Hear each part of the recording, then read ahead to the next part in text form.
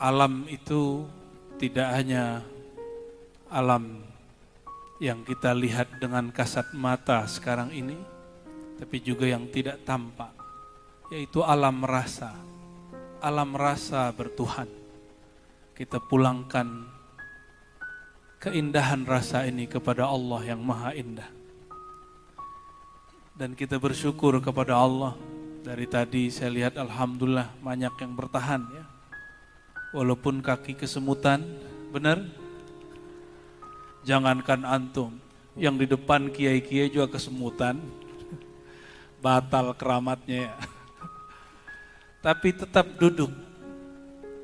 Kenapa? Karena menikmati rasa bertuhan. Inilah nikmat azim yang kita sebut nikmatul ihsan. Maka kita katakan lakal hamdu ya Rabbana fima ahsanta ilaina. Segala puji bagi Engkau ya Allah atas semua kebaikan-kebaikan Engkau. Namun semua itu tidak akan kita sadari kecuali berkah ajaran baginda Nabi Muhammad sallallahu alaihi wasallam. Kalau bukan karenanya, kita tidak akan mengenal Allah Subhanahu wa taala. Yang saya hormati Syekhuna Gus Nizam hafizahullah taala,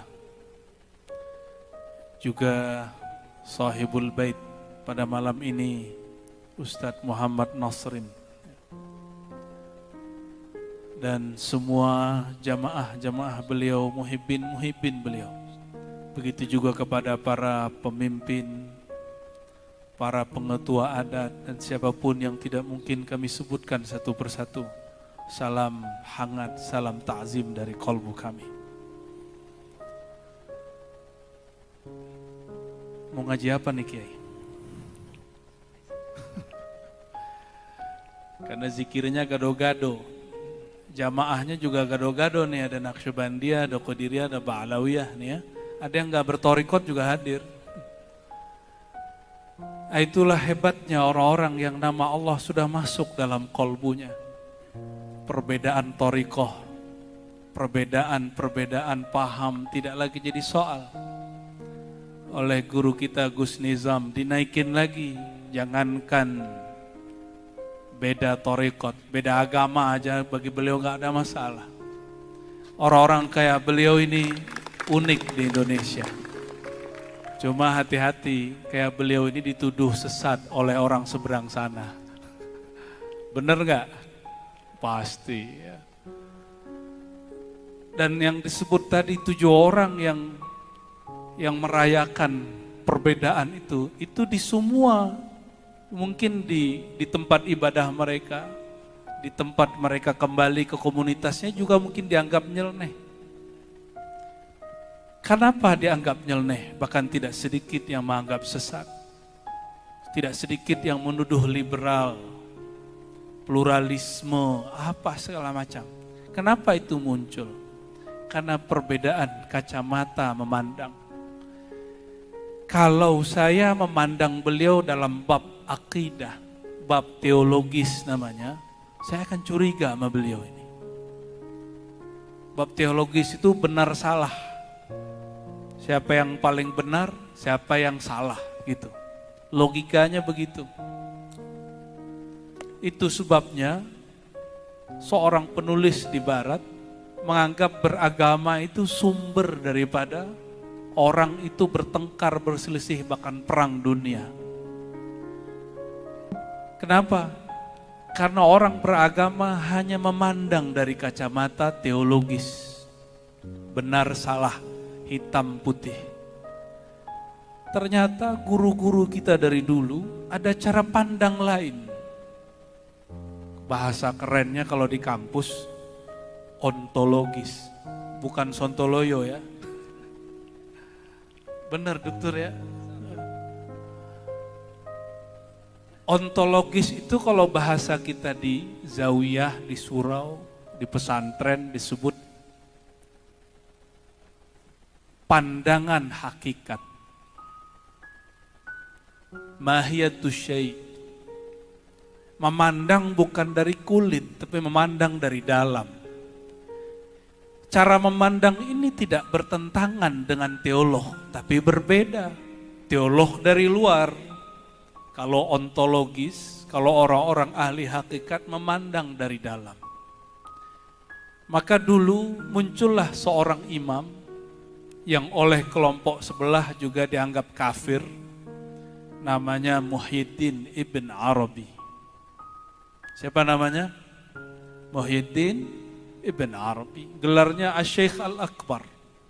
Secara rohani beliau disebut sebagai anak rohani Muhyiddin Syekh Abdul Qadir Al-Jilani. Walaupun beda masa. Karena pengalamannya hampir sama. Apa kata beliau? Ini bukan kata saya. Jadi jangan dinisbatkan kepada saya. Ini kata beliau. Al-alam ainullah. Coba baca sama-sama. Al-alam ainullah. Ini banyak yang salah terjemah di sini nih. Wallahu ainul alam. Alam itu ainullah. Ain itu bahasa Arab bisa berarti mata, bisa berarti sumber. Alam itu ainullah. Kira-kira mana yang pas terjemahannya? Alam itu sumber asal atau hakikatnya Allah atau matanya Allah? Atau semuanya salah? Atau cukup katakan saya tidak tahu? Yang mana nih?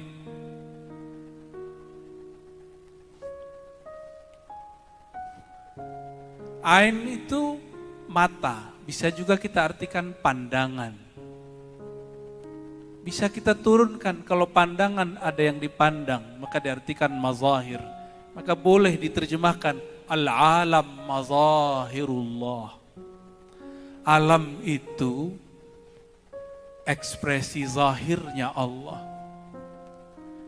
Nah, di alam kita sekarang, khususnya Indonesia, alamnya, ini lagi di alam gak nih? Di alam sadar apa gak sadar nih yang di depan saya nih? Bener, coba angkat tangan dulu, sadar bener gak nih? Ayo yang belakang angkat tangan, bener sadar? Oke, alhamdulillah. Alam Indonesia hari ini mengakui ada banyak agama, bener gak? Saya mau tanya, siapa yang menghendaki semua agama ini ada malam ini? Benar, sesat lontar, Jabariyah lontar. Yang menghendaki perbedaan agama itu siapa sebenarnya? Kita atau Allah? Walau syaa rabbuka la ja'alahum ummatan wahidah. Siapa yang berani tentang ayat ini? Seandainya Allah berkehendak, Rabb kalian, pencipta kalian, sebutlah dengan nama yang kalian tahu. Dia akan menjadikan kalian satu umat saja, tapi Allah tidak menghendaki itu. Maka disinilah tenggelamnya, fananya Syekhuna Gus Nizam. Itulah yang beliau deklarasikan kemana-mana.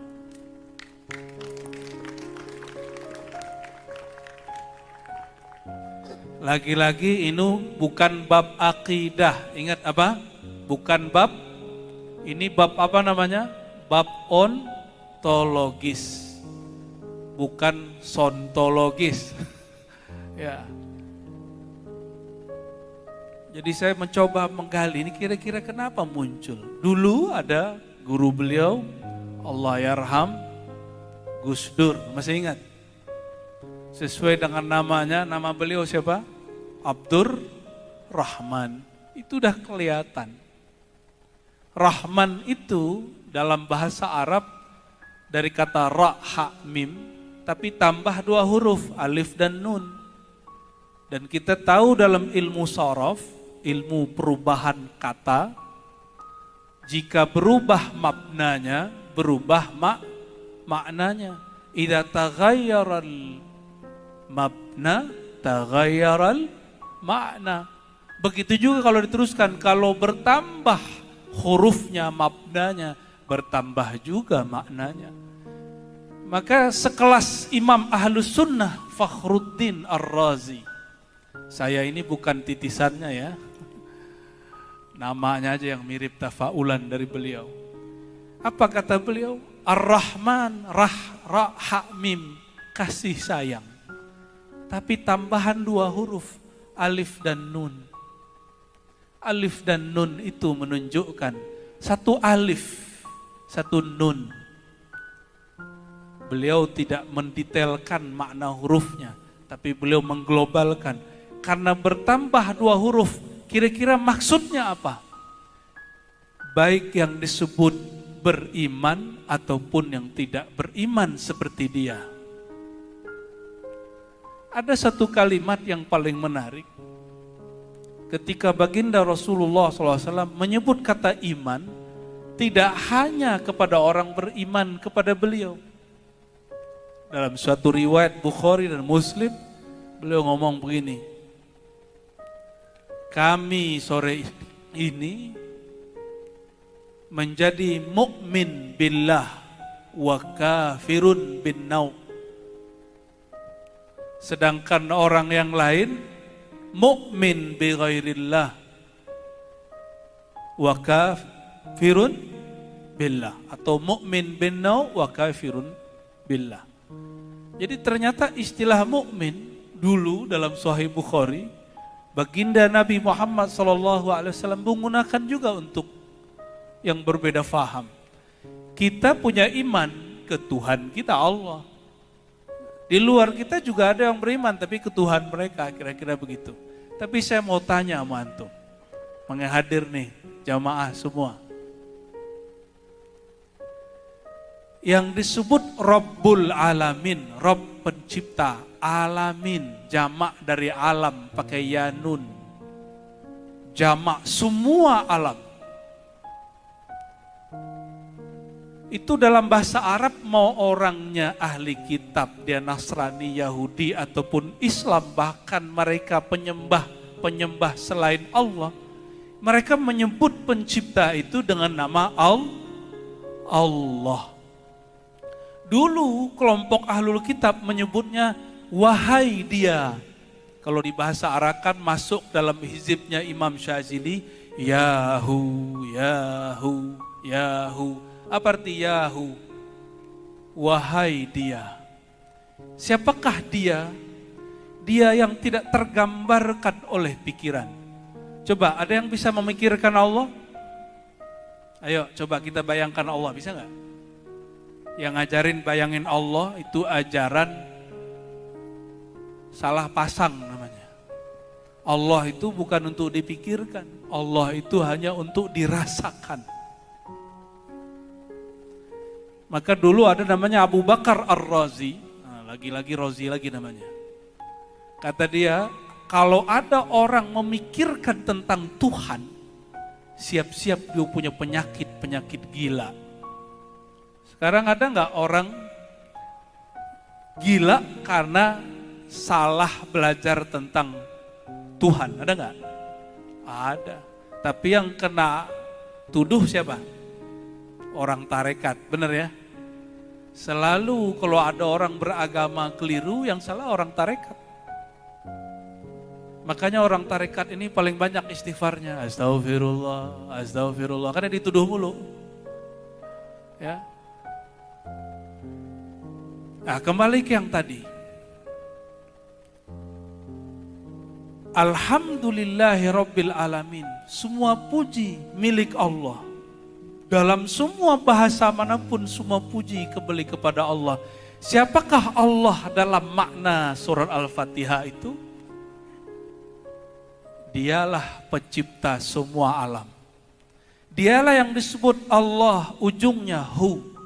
Jadi kalau belajar ilmu asma, Ini asma bukan versi kanuragan, ini asma ilmu hakikat. Kalau manggil Allah, itu sirnya ada pada ujung lafaz Allah. Ujung lafaz Allah apa? Apa ujung lafaz Allah? Hu, coba. Allahu, Allahu. Coba sama-sama. Allahu, Allahu. Yang laki-laki ini pada tidur ya, coba. Ini laki-laki nggak nih? Ayo baca Allahu, Allahu, Allahu. Coba sekarang pejam matanya. Allahu, Allahu, Allahu. Imam Ibn Arabi mengatakan, lafaz Allah itu kalau dibaca alif lam lam ha. Berapa huruf? Alif lam lam ha. Berapa huruf? Tapi kalau ditulis menurut Imam Ibn Arabi ada banyak mazhabnya.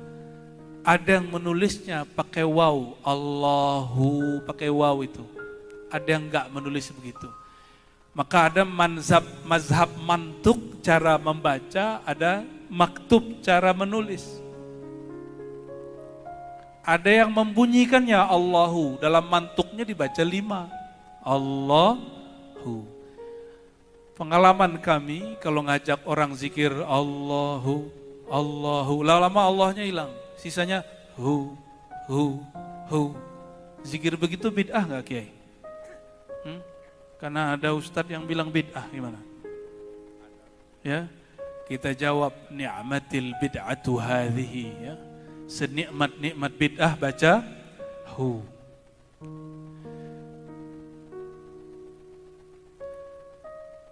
Allah Subhanahu wa taala menyebut dirinya Ahad. Apa arti Ahad?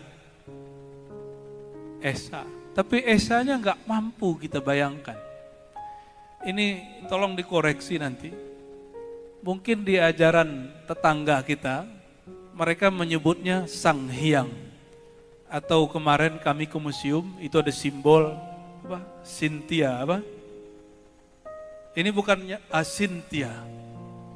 Ini bukan mau menyamakan, barangkali kalau kita memakai ayat Qul ya ahlal kitab ta'alau ila kalimatin sawa'in bainana wa bainakum. Walaupun Hindu bukan ahli kitab, tapi kita kalau melihat ayat ini, wahai ahli kitab, ta'alau, kemarilah kita cari titik persamaan kita. Jangan cari titik perbedaan, nanti tengkar mulu. Ini tips bertemu dengan yang beda faham. Apa kesamaannya? Kesamaan kita dengan Hindu satu aja yang paling penting. Tapi ini bukan nyama-nyamain ya, kesamaan saja. Bahwa saudara kita yang Hindu mengatakan bahwa Sang Hyang Widi atau Asintia ataupun apapun istilahnya, silakan dikoreksi, transenden. Bahasa Arabnya laisa kamitslihi syai'. Apa artinya? Tidak ada yang serupa dengannya. Kalau ada yang serupa dengannya, pikiran ini sanggup membayangkannya. Namun kami harus sampaikan kepada saudara-saudara kami yang Hindu. Ini perbedaannya. Samanya mungkin di situ. Apa perbedaannya? Cara kita berkomunikasi dengannya. Itu yang berbeda.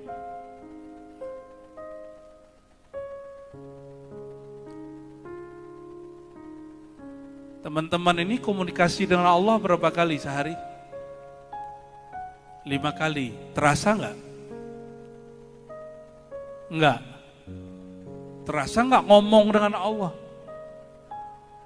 Beneran? Enggak, ini saya lagi serius nih, lagi ngomong ngelucu. Terasa enggak antum berbicara kepada Allah?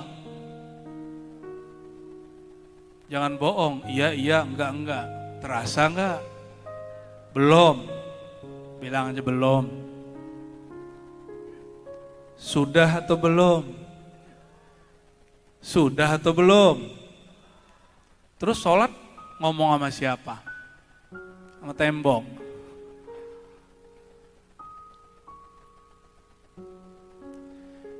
Itu sebabnya baginda Rasulullah SAW mengatakan, "Shollu kama ra'aitumuni usolli." Kalau kamu sholat, lihatlah seperti aku sholat. Bukan seperti sholatlah kamu sebagaimana aku sholat. Itu beda. Ada yang sanggup sholat seperti Rasulullah sholat? Hatta Sayyidina Jibril pembawa wahyu tidak sanggup. Hatta Nabi Ibrahim tidak sampai.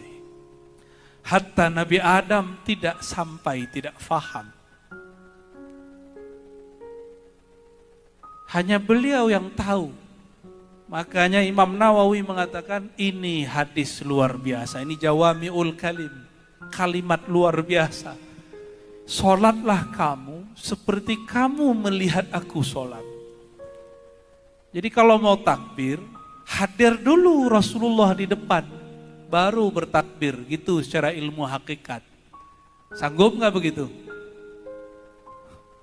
Belum. Ya. Kenapa kita nggak sanggup langsung? Karena Allah itu transenden, tidak sanggup dibayangkan. Yang pernah bertemu Allah cuma satu orang yang bernama Ahmad Muhammad sallallahu alaihi wasallam. Maka untuk menyembah yang tidak dapat dibayangkan itu hanya dengan menirukan zahir dan batinnya sang Muhammad sallallahu alaihi wasallam. Jadi motorikotnya 1000 nggak akan merasakan nikmatnya berbicara kepada Allah kalau nggak melalui pintu al-bab al-Muhammadi, pintu Sayyidina Muhammad sallallahu alaihi wasallam. Karena sifat Allah itu banyak, nama Allah banyak. Kita ini kalau lagi sehat lupa nama Allah Syafi. Kalau lagi senang, lagi banyak rezeki, lupa nama Allah. Nama-nama As-Sabur, ingatnya cuma Asy-Syakur, yang maha berterima kasih, maha syukur. Maka Imam Ibnu Athaillah selalu menegur, jika engkau tidak sadar bertuhan di saat nikmat ada di badanmu, maka Allah akan mengenalkan dirinya di saat nikmat itu dicabut. Makanya ada ungkapan al-man'u ata. Ketika engkau sedang ditahan rezekinya, itu Allah lagi memberi sesuatu, tapi rezeki yang bukan tampak. Coba, kalau lagi sakit, zikirnya apa? Gimana zikirnya kalau sakit? Gitu ya? Benar ya? Pensyarah hadis, para pensyarah hadis dahulu, itu sepakat mengatakan kalau orang sakit baca, itu maksudnya, ya Allah, tapi udah pendek. Udah gak sanggup baca Allah, ujungnya gitu. Maka jangan salah, di kitab Syekh Muhammad bin Abdul Karim Samman yang menggabungkan 5 thariqat dan terakhir beliau merasakan pertemuan dengan ruh al-Muhammadi. Apa kata beliau? Itu salah satu zikrullah. Tapi bagi yang gak paham, apa kata mereka? Itu bid'ah.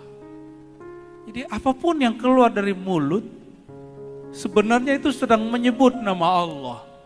Barangkali di luar agama kita, ada orang yang menyebut nama Allah dengan nama yang mereka gunakan. Wallahu a'lam. Ya. Contoh tadi, yang dipakai oleh Imam Syazili, ternyata itu wiridnya orang-orang Yahudi. Yahu, itu bahasa Arabnya. Orang yang dapat percik mazahirnya Allah. Itulah yang disebut warasatun Nabi. Bukan yang jago baca kitab doang. Bukan yang bergelar doang. Tapi orang yang mewarisi gelarannya Rasulullah SAW. Rasulullah SAW Beliau itulah yang disebut mazahirnya Allah. Apa arti mazahirnya Allah? Tempat Allah menampilkan semua nama dan sifat-sifatnya. Kali ini kita akan mengunjungi sebuah makam keramat di daerah Sawu, Kabupaten Ponorogo, yaitu makam dari Kiai Ageng Ratmojo, atau juga biasa disebut dengan Kiai Sidik Permono. Makam ini terkenal sangat angker, terlihat dari tempatnya yang sangat rimbun dengan pepohonan.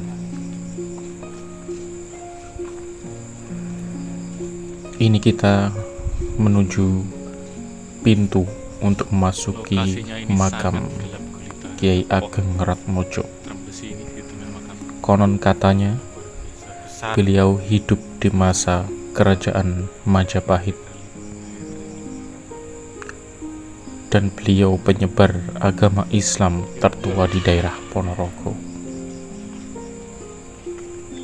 Bahkan sebelum Bathara Katong.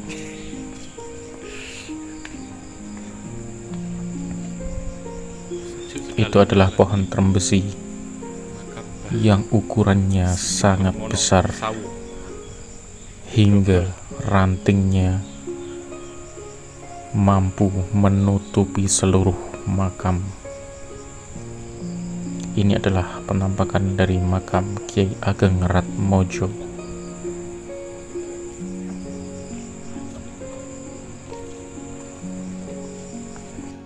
Pohon trembesi yang sangat besar seperti ini sudah sangat jarang kita temui apabila tidak berada di tempat keramat seperti ini.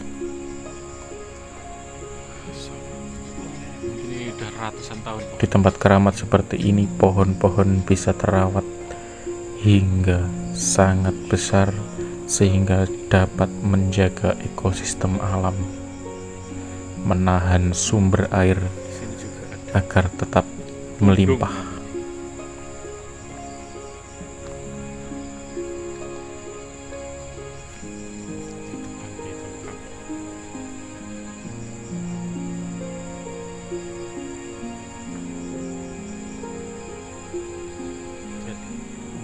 Tidak banyak sumber yang menjelaskan tentang sejarah Kiai Ageng Ratmojo ini.